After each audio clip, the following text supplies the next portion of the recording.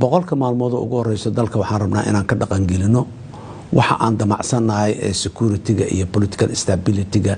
iyo economic recovery-ga legal framework-goodii horta ugu weyn inaan salka u dhigno boqolka maalmood ugu horeyso dhowr sharci oo dalkan muhiim u ah ayaan baas gareyn doonaa boqolka maalmood ugu horeyso waxaan aad xoog u saari doonaa inaan soo gabagabayno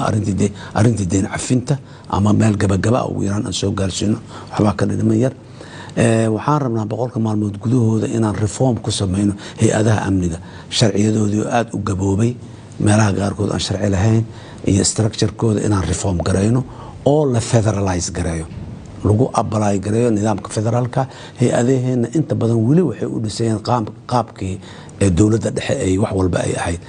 waxaan rabnaa inaan heshiis guud oo dowladda iyo dowlad goboleedyada dhexmara oo lagu federaaleynayo arrimaha muhiimka ah magaaladan inaan xaqiijinaan rabnaa inay amni